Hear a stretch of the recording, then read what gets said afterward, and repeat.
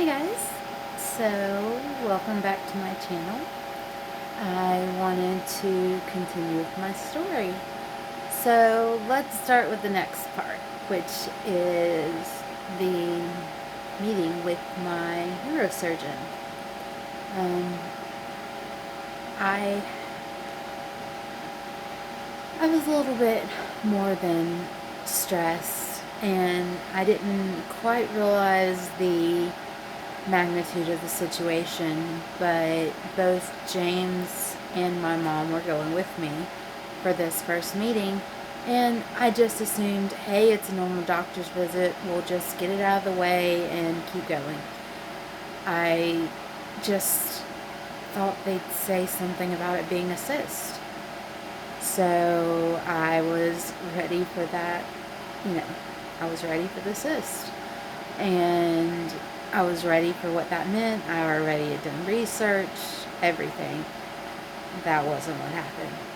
So we get there, and they are the nicest people. I mean, they are amazing. They did so much. Atlanta, Piedmont. I'm so grateful to you guys and your brain surgery team. They saved my life, and they are incredible people. And they really helped us through this journey. So all of this happens, and we get there, and we talk, and this is when things went from bad to worse. I was sitting there with my mom and my husband, and the nurse says, not knowing that we thought it was just a cyst, we didn't think it was anything more, she said, don't worry, he's the best brain surgeon around for this. And, one of those, heart-stopping moments arrive, and that is, wait, what? Okay, I get things where, we need to get checked out, so wait, if you're saying this, you know something I don't know, and that is that this is not a cyst, and that this entire appointment is not going down the way I think it's going to go down. And yeah, so this is how the appointment starts to go. I do all these things. I have to walk a straight line. I, tried touching my finger to my nose, and I, explain about my headaches, and I go into lengths about it, and then a few minutes later, I meet the doctor, and like I said, they did such an amazing job, and they literally, with the exception of us kind of finding everything out like a bomb just got dropped on us, we had a really good experience. So Dr. Chandler comes in, and he introduces himself, and he is just one of the nicest people you could ever meet. And his assistant Ann is there. They are both there to help us and help us through this situation. So at this time, if your body can just shut off, that's what happened. My body went into autopilot, and I just was keeping the engine running, and at that point in time, I wasn't here. I mean, I just got told I have a brain tumor, and that this is serious, but he's the best person for this type of surgery. I was thinking, cyst, okay, but now we're discussing brain surgery, and wait, we're discussing brain surgery?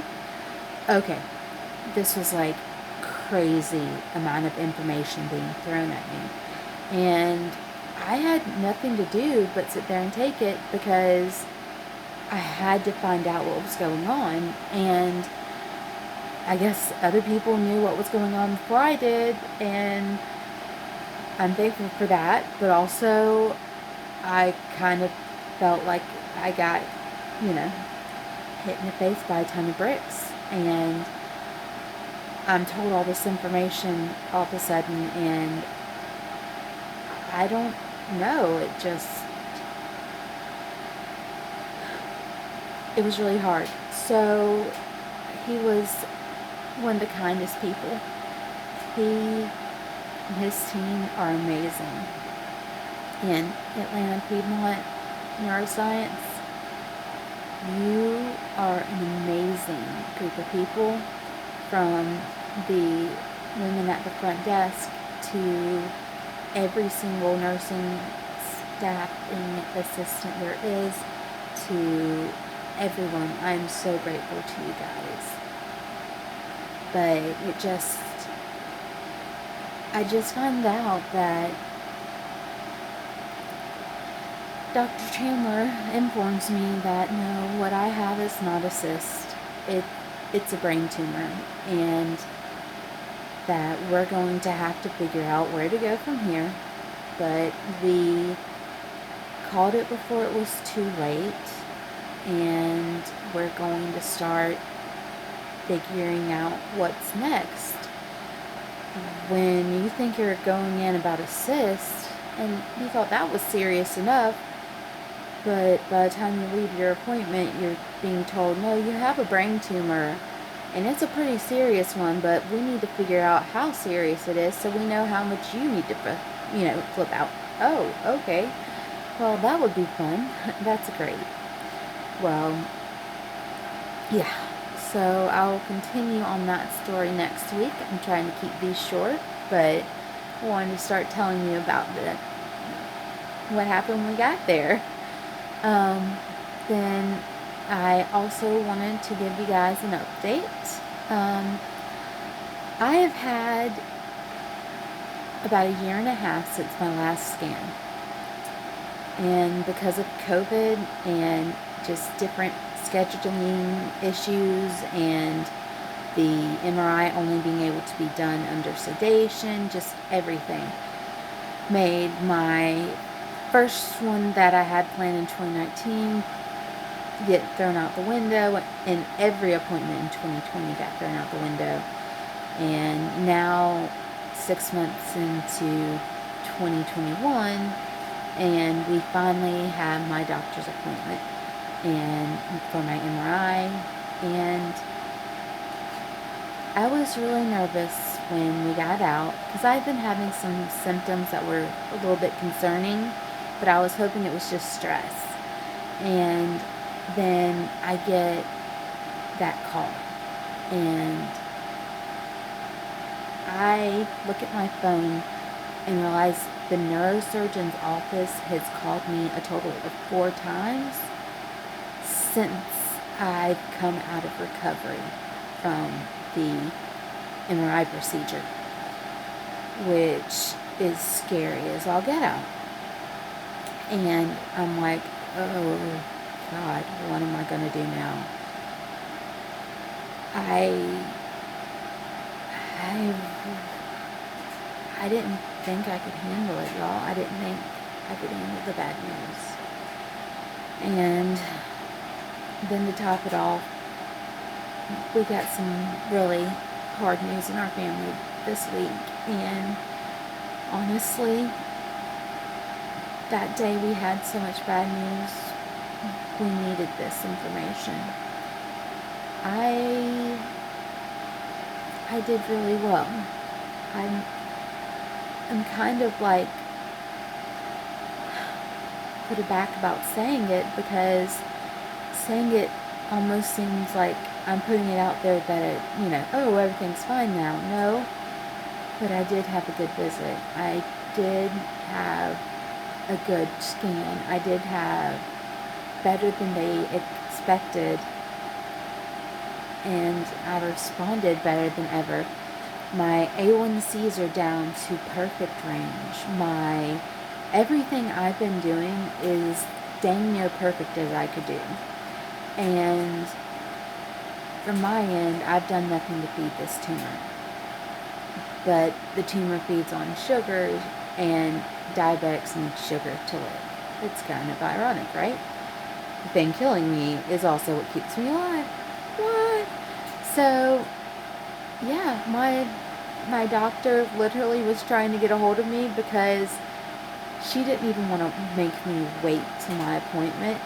She was so ecstatic when she saw the scans. The head of neuroscience for all of Piedmont calls me to let me know about my results.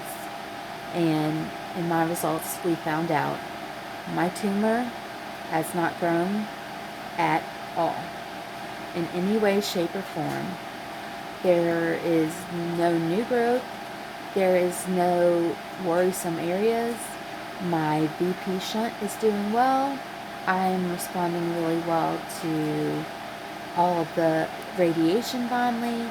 I'm above and beyond everything they could have imagined on their best day. And so, yeah, I lucked out. I got some really good news, y'all. I'm in shock still. I did not expect to have that good of news. And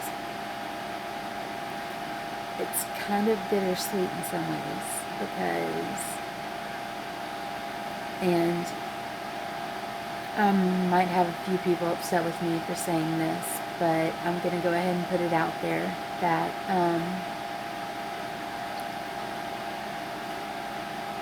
we found out Pickle has cancer.